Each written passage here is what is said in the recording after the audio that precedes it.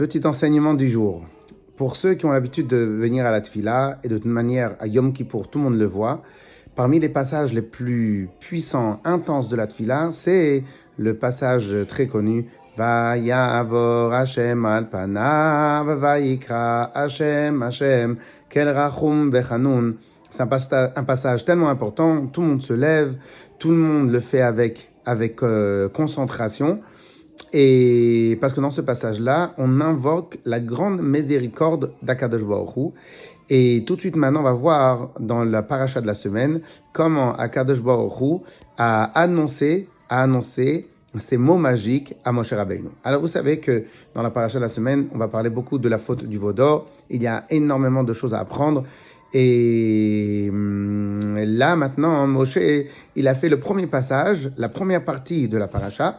Il va négocier avec Akadosh Baruch Hu très fort pour qu'Akadosh Baruch Hu pardonne totalement et qu'il oublie absolument tout ce qui a été fait. Et une fois que Hachem, il a accepté. 2, Moshe Rabbeinu a continué à négocier. Donc de là, on voit que Moshe Rabbeinu, il protégeait beaucoup les Bnei Israël.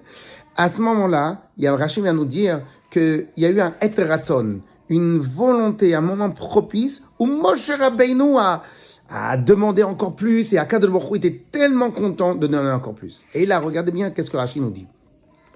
Vayomer ani avir kol tuvi al panecha. Je vais tout te montrer devant toi.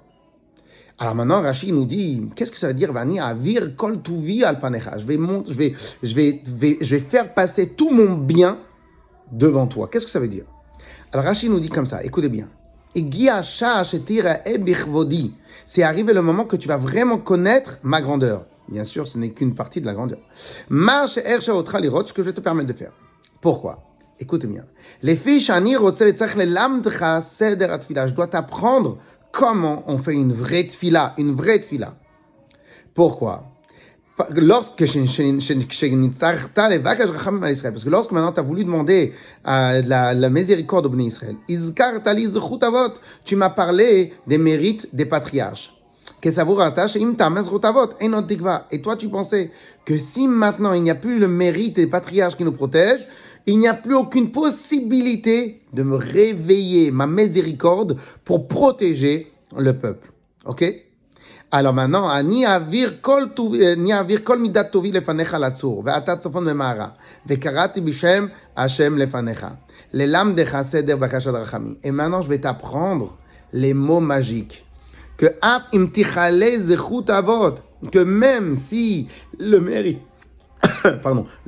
des patriarches ne suffit plus, eh ben, tu vas avoir un starter, tu vas avoir une puissance supplémentaire, que devant cette puissance supplémentaire, je suis obligé d'accepter tout ce que tu vas demander. Et qu'est-ce qu'il va y avoir marqué après? Il y a marqué Vayavor Hashem al panav, vayikra Hashem kel rachum vechanun, erech hapayim v'rav ches v'emet, les 13 attributs de bonté d'Akadosh Baruch Hu, que lorsqu'on fait le Vayavor, eh ben c'est ça qu'on évoque, et à ce moment-là, Akadosh Baruch Hu, il accepte tout. Alors regardez bien maintenant, on va terminer sur ce point-là. Alors regardez bien la puissance de ce qu'on est en train de dire.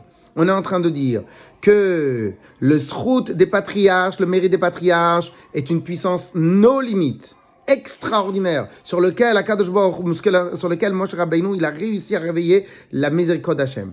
Et à ce moment-là, quand on fait le matin, juste après l'Amida, quand on fait pendant les Slichot, et quand on fait pendant Yom Kippour, on y va, Yavor Hashem al panav vayikra, et ben là, c'est quoi? C'est Avir kol midat tovi. Hashem, il nous explique comment on fait révéler la puissance d'Akadosh Baruch Hu, la puissance de la miséricorde, et comment Akadosh Baruch Hu, il réveille en lui la volonté de faire absolument, de pardonner et d'accepter absolument tout du Ham Israël. Ok? Donc voilà, maintenant la prochaine fois qu'on fait Vayavor, on va bien penser à ce point-là et on va le faire avec grande concentration. Chazak ou Baruch, Yom Tov à tous. Chazak.